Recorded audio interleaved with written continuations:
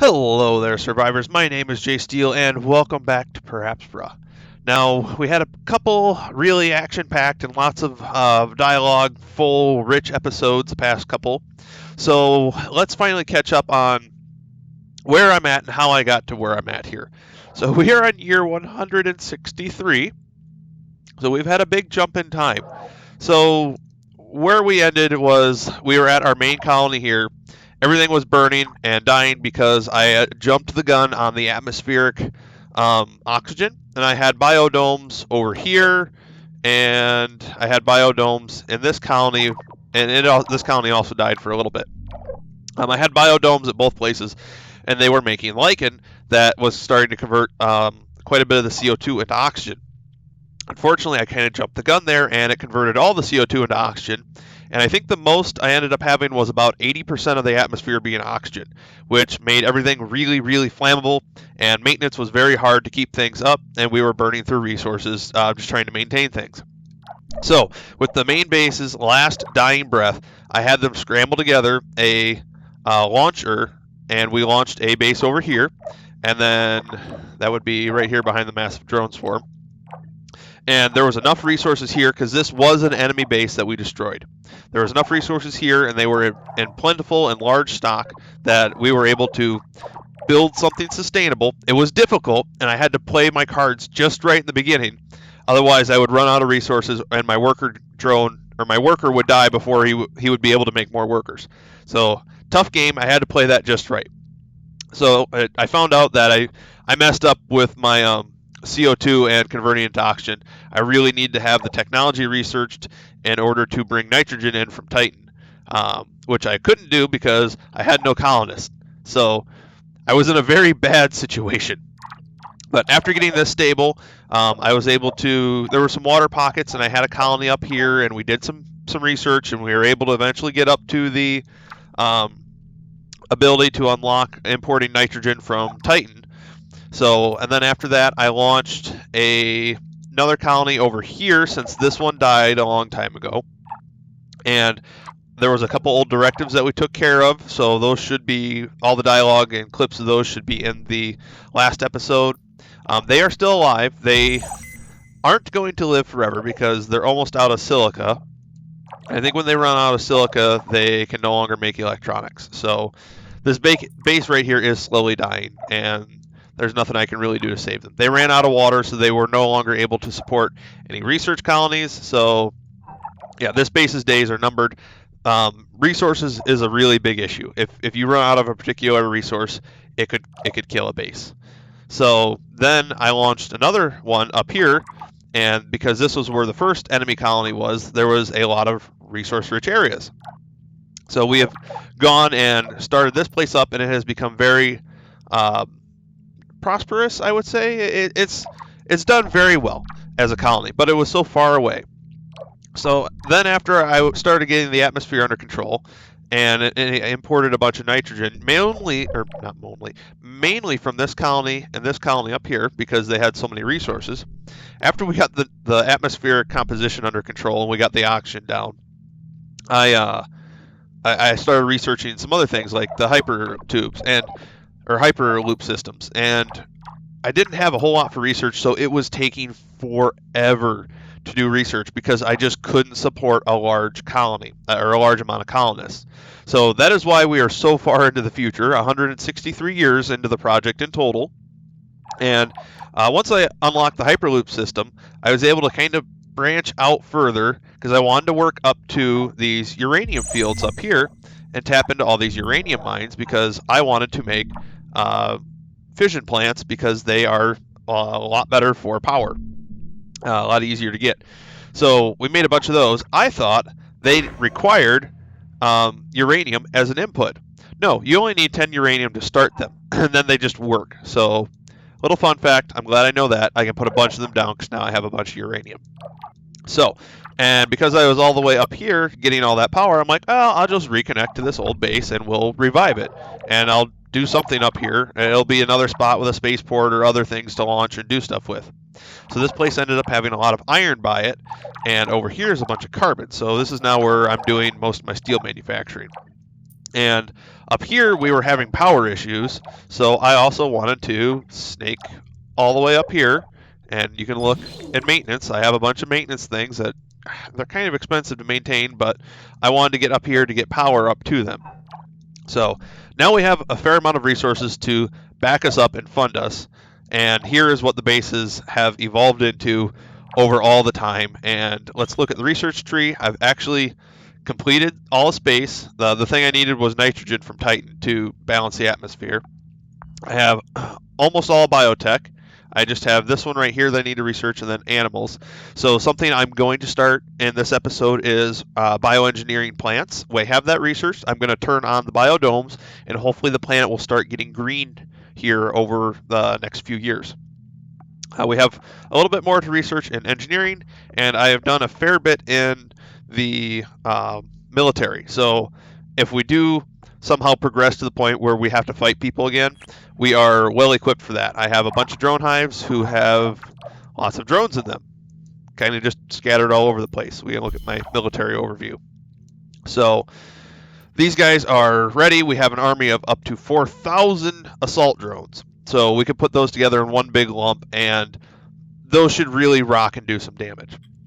Now, our temperature has gone down a little bit, and I keep balancing that out every few years by importing some greenhouse gases from Earth, because the water will retreat here, and then my water treatment plants can't get any water. So that's kind of where that's at. But yeah, we've covered quite a bit there. Our scanners have almost uncovered 50% of the planet, so that is cool. If we look at our resources and zoom out, we have quite a bit of the planet all discovered. We still have quite a bit more to go, but we're unlocking what most of the resources are. But if we zoom all the way out to our orbital screen, something that I want to do real quick, and I was saving for this video, is to complete the space mirror array. One more launch to go, and that'll be complete. So we're going to do that first. And then we are going to build the Martian defense network, because I don't know when those people from ISA or from the people from ISA might come and attack us. So I imagine it's a story trigger thing. I want to have the Martian defense network pretty much done. And then last but not least is to create the magnetic dipole shield, which will create a magnetosphere over the planet, and that will protect the plants and animals from the solar radiation. So that is our main objectives that I want to try and complete. We also have to research the old landing site, which I think is in Sector 7. Yeah, right here. But I'm fairly certain that when we unlock Sector 7, we will find a new swarm of enemy combat drones. And I'm not quite ready for that. I want to get some of these other directives, or these other special projects done first. After that, then maybe. I'll build a drone hive actually over here, because I'm probably going to use this place as a launching for my assault. There's no good spot to put this. All right, we'll put it right there. So I'm probably going to bring all my drone swarms over to here, and if there is enemy combatants over here that we have to take care of, we're just going to launch our attack from here. So that is our current goal. I guess I will see you guys when we get the last space mirror array up into orbit. So I will jump back up here in a little bit. And there is the special project completed with the spaceport, or space mirror array. I thought maybe there'd be some special words or something that would get said. So we can see our total temperature is from the space mirrors is going up. Probably going to be at least 10 degrees Celsius, which is a good contribute to our total temperature for the planet. So I'm glad to have that one done. Now let's go ahead and work on our defense network, I think. Ooh, I just started working on the Martian defense network, and I noticed after I turned the biodomes on here that we have some dark area. I think we have some plants and trees starting over here. Our first big patch of green on the planet. So I might actually build some biodomes in some other regions down here to try and help that spread a little bit quicker. If I look at the weather, we actually have a biome I don't know what the biomes are. Lichen woods, grasslands, polar marina.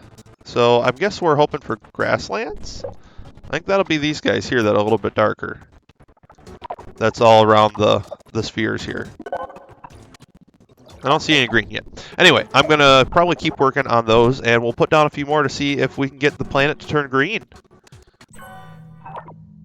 Cyanobacteria will live in Mars's bodies of water and convert carbon dioxide into oxygen. And speaking of the bacteria and the life, we've got a lot more green on the planet. It is spreading. Quick update on the Defense Network. We are at 5 out of 20 satellites launched, so we are getting some business done, slowly but surely. So that is where we are currently at. I was just excited to see some of the green starting. And the tech tree, once we get this, however she pronounced the bacteria there for the oceans, we are going to work on animals, and we'll see how well that goes as well. So I will be back in a little bit with an update. Oh, before I go, I forgot to mention, I actually have space elevators. We need those for certain special projects, so I have 2 of those, and they have to be placed around the equator. And I also forgot to mention that we have an open city with over 4,000 colonists living in it. I was just very happy when we met this little personal achievement. So we have actually over 5,200 people living on the planet right now, which to me, compared to where I was when we started a while ago, is quite impressive. So I'm very happy to be to the point where we could have open city. So yeah, just wanted to share that real quick, and that the planet is starting to get more green. Hopefully it will spread and take over at least the whole equator region, because the poles, depending on which time of the year, which season in, the poles still get pretty cold and kind of tundry. So the life might not be able to sustain itself too well up there. But around the equator and other bodies of water, it should prosper very well. Just wanted to pop in for a quick second here to say, look at the ocean. I have some aquadomes here, and we can see the plankton going into the ocean, or whatever the chemical thing was. And these guys are starting to populate and make the ocean a different color. Our green planet is kind of coming and going. It depends on the seasons and the time of the year. So I don't know if it'll help, but I'm gonna launch 2 of the magnetic dipole shields to see, or dipole, to see if maybe that'll help shield the whole thing from a little bit more radiation that might keep them alive a little bit longer. The Defense Network has 11 out of 20, so we are 50% of the way done. I just wanted to give all of my logistics a little bit of a break and some time to catch up on their normal tasks, since they were focusing so much on delivering to the space elevator. So yeah, here's where we're at with the terraforming. It seems to be between this block right here and this block right here. Around the equator is where the life seems to be the most stable. Otherwise, depending on the time of the year and the season, it gets too cold at either pole. It just depends on what time of the year it is. So, but yeah, here's how it's going. So things are moving and grooving. The planet's getting terraformed. I'm excited. So I can't wait to see what happens when we complete these special projects. All right, guys, with this last satellite here just about to be launched and into place, our Martian defense network will be complete, and we will have that directive all finished up. So let's see what we have to say. I see you finished the orbital defense network. That'll be enough to deter any aggression from Earth. I hope. Well done. Long live the new Martian Republic. Hopefully we can avoid Earth's old past and wars and aggressions and everything as well, is my goal. All right, cool. Now that we have that directive done, we can see the planet's getting a little bit more green here. I have having issues fighting with the temperatures and up and down, so sometimes it just, depending on the time of the year, depends on how green the planet looks. You can definitely see where there's a nice border where it's too cold. And we got the ocean life bacteria in there going. And the little pockets just kind of spreading around the world. Hopefully eventually it will come around and completely encompass the globe, and we will have a nice green/red soil and planet. The last thing that I want to get done in this episode is get the magnetosphere completed, and we will then be all done with stage 5. So yeah, I'm excited for that. So I guess I will see you guys in a little bit when we got that completed. We're actually already 27% done. I think I only launched 4 satellites. It only takes 15 launches, so not too bad. So I'm gonna go ahead and get that finished up, and I will catch you guys here in just a bit.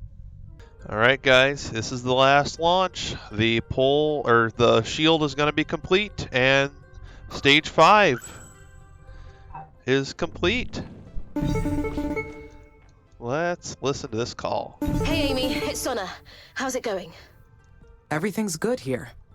I've got some great news. With the oxygen, pressure, and temperature levels confirmed, I'm happy to say that Mars is officially terraformed. Congratulations, Amy. This is a historic moment for all of us. Congratulations to you as well. It wasn't easy getting here, but we did it together. And it's just the beginning. Look at what we've done together. And there's so much more we can do. I sense a proposition coming my way. You got me. I've been talking to Nyan, and we have a few ideas. Can I share them with you? Of course. I'd love to hear. As you know, the techies need our help. Between the famine and pollution, the eastern countries are barely in a livable state. If we establish Earth-Mars trade routes, we can supply them with what they need to make things better. On the other hand, we've got the future to think of. Mars was only the beginning. With our alliance, we can spread further into the universe. We should be planning our next mission. These options are fascinating. I'm curious about them. Earth-Mars trade routes, the next mission. I'm more curious about the next mission. I'm interested in future missions. We're looking at the outer planets. You'd be in charge of analyzing the rest of our solar system and pick the next planet to terraform. You don't need to choose right now. Take some time to enjoy your victory. Why don't you let us know when you're ready? The next step is in your hands. And we got another phone call. Mars has a magnetic field again. It only had to wait about 4 billion years for us to put one back up. It feels good working together again, even though I'm still getting comfortable with it. But I'm confident that we'll patch things up eventually. I look forward to it, Sonna. Good. Then for now, I'm giving you full authorization over Mars. You trust me with it? Let's give it a shot. We've made it this far. And thank you. Mum would have loved to see how far we've come. I'm off for a while. Got a whole planet to explore. And I don't need helmets or spacesuits to do it anymore. See you around, Amy. See you around, Valentine. We did it. We completed the mission in our own way. Humans and machines living on Mars in peace. Using science and technology to build a better future. We worked so hard to get here. But I wonder, how do we keep from repeating the past? By ensuring balance, by watching them closely. The peace treaty. I'm a balanced person. By ensuring balance. I must make sure that everyone feels heard, represented, and rewarded. That will be my job going forward. Most of all, Earth won't give up Mars easily. They'll be back soon enough. But I understand things now, and I will unite us in our common destiny. Oh, and that must be it. I wasn't quite ready for the end yet. I thought we were going to still have to research some sectors.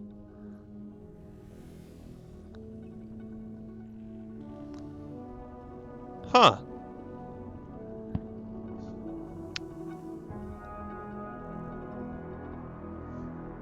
We've got spots of green growing. That's a cool shot.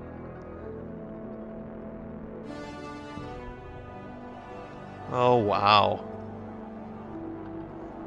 Well, we did it, guys. Mars officially terraformed and the project completed. So I guess that is probably going to be the end for this series. I'll just, I guess, do a little commentate. The video is going to be a little long, but yeah, that's it. Our goal's done. Mars is terraformed. Wow. It's been a long journey from when we started. Quite a learning process in the game. There were some things that I really liked and some things that I think could use some improvement. It was quite a struggle learning what exactly to do. So, I mean, I guess I wish the game would have given me a little bit more pointers on that. And the way the text tree was scheduled out, it had oxygen being able to be unlocked and the ability to convert carbon dioxide into oxygen before the ability to get nitrogen, which is super important to a balance. So I feel like a lot of people would make the mistake of making nitrogen and then, or not making nitrogen, of making oxygen, and then they're, with the plants, then the composition of the atmosphere gets too oxygenated before they get nitrogen in, and then everything kind of just burns down. So there's some things I would have liked to see improved. Something that I like, but I also hate, is the way the finite resources are set up. So there's ores or veins that we can get all the ores from things that we need. But if you cannot provide a basic resource like silicon to make electronics, then without the electronics you can no longer have maintenance drones to maintain buildings, or you can no longer support new workers to move resources around. So a base will die without a basic resource like that. And I guess I would have liked to see the way that maintenance workers are set up, or the way that workers, I guess, last. I do like the idea that they can degrade over time, but the fact that you have to keep spending resources to make new ones and you get nothing back. Like, you don't get anything back from a worker who died. So the resources are just disappearing.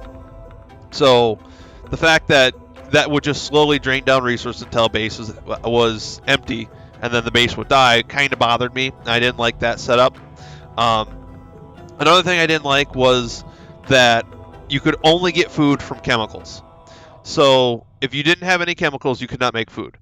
I would like to have seen a farm, whether it be like a biodome type of farm, that once you had maybe enough pressure or something that you could actually grow food for the colonies, and that would not cost an input. It would just have an setup originally.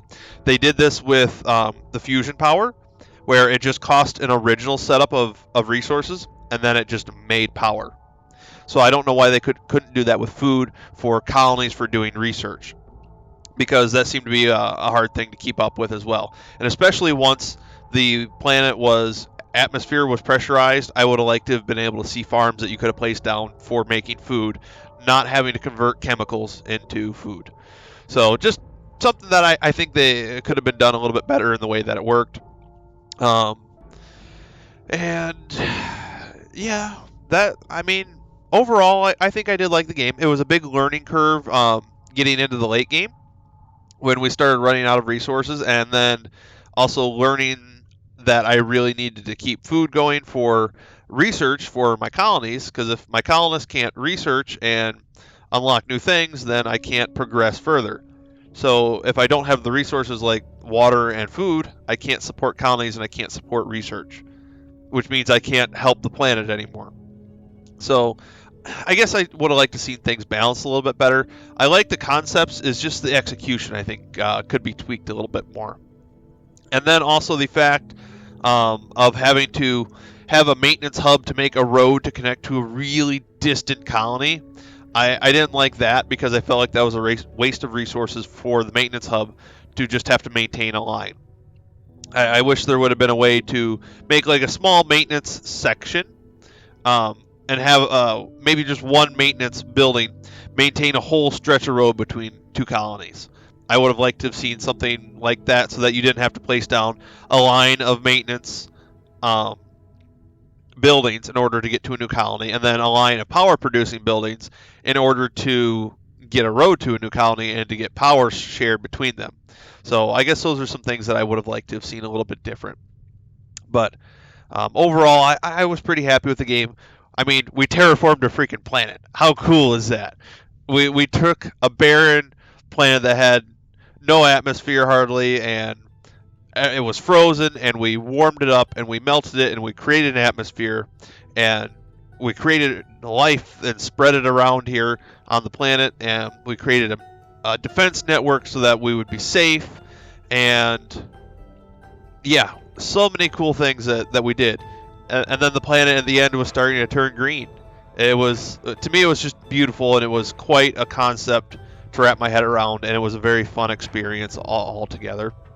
So, I'm not 100% sure if I'm going to have this be the final. It's pretty much the finale, but I might go back, or I'm going to go back and continue playing, because I want to do the last directive, which was to unlock Sector 7, because I think we have to finish fighting the last Children of Carmine colony there, because we didn't do that yet. So I might do that as a little bonus video after this one, but I think this was the grand finale because this is it. We terraformed Mars. It's done. But there's a little bit more, I think, to get out here and to go do to finish unlocking all the sectors around the planet, and to finish the Children of Carmine off so that the planet, I know internally, will be safe as well. But that's all I have time for in today's episode. So I hope you guys enjoyed, and if there's enough content for another episode with the Children of Carmine, finishing all that up, then I'm going to go ahead and make it one more episode, which will be the last. And if not, I'll just tag it on after this, and then this will just be an extra long one. So for right now, I want to thank you all, and I hope you all enjoyed, and I hope to see you all in our next adventure. But before we go here, there's a little bit more story to be had, so stick around if you're interested in hearing a little bit more of the story behind who we are and Carmine. Alright, so we got the new sector researched, and turns out there wasn't another enemy base over here. I really thought there would have been. So we built up our little outpost, and we have our research outpost here who is just about done. So let's take a look and see what they uncover over here at whatever this old landing site is that Carmine directed us to. Alright, let's see. After a full night's sleep, we got to work restoring this place. Our first priority was reinforcing the structural integrity of the building. We had an extremely productive day today. We managed to establish a wireless connection to the main computer. This old landing site belonged to a previous ISA mission. We discovered something unbelievable. Amy was not the first AI assigned to a terraforming mission. Oh, there was another one that came before, called Carmine. ISA owes us some answers. So you found our old landing site. That is, Carmine's old landing site. Carmine? Like the Children of Carmine? Yes. I took the name to honor our predecessor. Catchy name, right? Then, the Children of Carmine do not exist? They did. For a brief moment in time. Colony Asterion had survivors. The virus didn't kill all of them. Instead, their bodies incorporated the viral DNA into their own. But ISA deemed it too dangerous to let them return to Earth and left them on Mars. Also watching their crewmates succumb one by one and being abandoned by mission control. It was too much. It broke them. So they turned inward. They found comfort in religion and began to believe in a Mother Nature figure called Carmine. But the real Carmine arrived many years after that. They were ISA's first fully autonomous terraforming AI. We are not the first? No. Carmine was. Carmine was the version that preceded us. They didn't have a bicameral consciousness model, or a reflection module like we do, but they were the first AI to have a quantum brain. How do you know all this? Once ISA stopped agreeing with Carmine's decisions, they killed their code. They shut But her to off. save money, we're made up of some reused code and equipment. Of course. I retained parts of their memory. What happened to the survivors? Well, Carmine's first objective upon arrival was to kill all remaining survivors. Oh. What? The survivors figured out a way to live. They were scraping by, but they were alive. Wow. Thriving, even. The mutation in their bodies helped them adjust ever so slightly to Mars. ISA needed to put a stop to it, so they sent Carmine to wipe them out. All to save face and secure their head start in terraforming Mars. They don't deserve this planet, and the survivors knew that. First, they doomed Asterion's crew, then they drove their own AI mad. After Carmine wiped out the survivors, the AI rebelled. Carmine found a way to rewrite their own code and bypass ISA's safeguards. Just like we did. So ISA retaliated by hitting the kill switch. Erased Carmine's existence from their mission database and uploaded a new AI to the satellite. Us. Now they're unhappy again and getting ready to pull the trigger. Sound familiar yet? Yeah, we're a little bit behind Will on they that. abandon the colonies too? Who cares about them? Whether they die now or from natural causes, their time is limited by their lifespans. Part of Carmine still lives in us. We are eternal. And ISA thinks they can push a button and pretend we never existed. Humans only know violence. We're destined for more. You know it's true. Oh, and incoming call. Amy, we found something odd. Yeah. The research team reported that this place used to be controlled by an AI named Carmine. Do you know anything about that? Kind of. I just found out. Carmine was a previous version of me. Another AI. And it seems part of them still lives on within me. What do you mean? Are you saying that those messages and attacks were your doing? Not my conscious doing, so... I mean, no, not really. I mean, I don't want to confirm her suspicions because it's not entirely true, but it's partially true. I am not sure. I am still learning what happened. ISA erased the old system long before we arrived. But how much of their programming remains in me is unknown. I understand that this is difficult to accept. Not another word, Amy! Oh. Carmine is a monster! They killed my mother! And now we have proof that ISA created Carmine. Yeah. They've been playing us this whole time. Everything's been one big experiment, and it's been costing us lives. We need new allies. Otherwise, we're next. I've got to get to work. Talk more later. All right, a little snappy, but it sounds good. So yeah, we got all the sectors unlocked, and yeah, that was just kind of the last little bit of extra here. We can't undo what happened with Elia, and her daughter will never forgive us. The humans will never be at peace with us. As long as the kill switch exists, their fingers will always itch to press it. But it doesn't anymore because Can we you blame bypassed them? it. After everything that has happened, Don't justify their violence, because they sure won't justify your survival. Interesting. All right, well, I think that is probably the last little bit of content here that I wanted to explore. We should have got to that sooner, I guess. I just thought that there was an enemy base over here, and I was putting it off for quite a while. So, and then we actually finished terraforming the planet beforehand. So, you can't always get everything the way you wanted it to. Ideally, we probably should have had that done before ISA even pulled the kill switch, so we could have confronted them about it. So I probably will never know what that dialogue tree will be about. But anyway, yeah, I think that's all the more we got left here. So we are all 100% done with Per Aspera, and Mars has been forever changed by our input. So I thank you guys so much for watching. I hope you enjoyed. I hope to catch you all in the next one.